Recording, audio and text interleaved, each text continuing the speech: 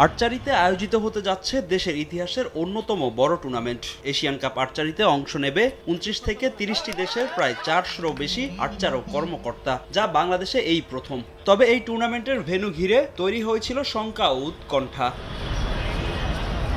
প্রায় একই সময়ে জাতীয় স্টেডিয়ামে বাংলাদেশ ফুটবল দলের খেলা পড়ে যাওয়ায় মূলত সৃষ্টি হয় সংকট। তবে ফুটবলকে প্রাধান্য দিয়ে এশিয়ান কাপ আর্চারির ভেন্যু পরিবর্তনের সিদ্ধান্ত নেন যুব ও ক্রীড়া উপদেষ্টা আসিফ মাহমুদ সজীব ভুঁইয়া। তবে আর্চারি ফেডারেশনের অনুরোধে সেই সিদ্ধান্ত থেকে সরে এসেছে জাতীয় ক্রীড়া পরিষদ। নভেম্বরের ১২ তারিখ পর্যন্ত জাতীয় স্টেডিয়াম ঢাকায় এশিয়ান কাপ আর্চারি আয়োজনের অনুমতি দিয়েছে এনএসসি। ফুটবল ফেডারেশনকে আমরা রেসপেক্ট করি এবং আমাদের মাননীয় অ্যাডভাইজার যিনি আছেন উনিও তো বললেন যেটা আমাদেরকে শেষ মুহূর্তে দিয়েছেন।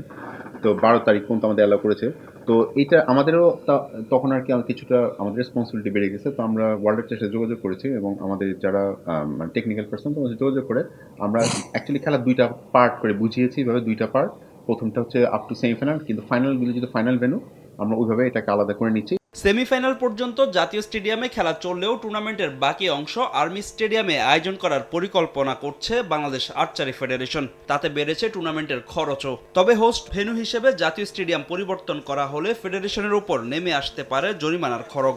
আমরা ১২ তারিখ পর্যন্ত যদি খেলি, অ্যাটলিস্ট আমরা পেনাল্টি থেকে বেঁচে গেলাম।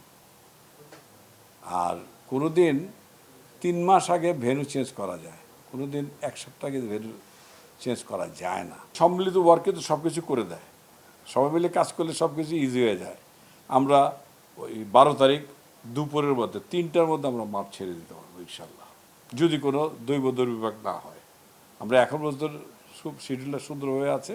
তবে আমরা আরেকটা আবদার করব, এটা আবদার মানে কি বেশি ব্যয়বহুল আবদার না, যে আমরা খেলাগুলোকে স্মুথলি চালাবার জন্য আমরা হয়তো ১১ তারিখ ফ্লাড লাইটটা আমাদের ইউজ করতে হতে পারে। শুধু এশিয়ান কাপ আর্চারি নয়, টুর্নামেন্ট চলাকালীন ঢাকায় আয়োজিত হবে এশিয়ান আর্চারির এজিএম, যেখানে সভাপতি পদপ্রার্থী বাংলাদেশ আর্চারি ফেডারেশনের সাবেক সাধারণ সম্পাদক কাজী রাজীবউদ্দিন আহমেদ চপল। ফাহিম ইসলাম, সময় সংবাদ, ঢাকা।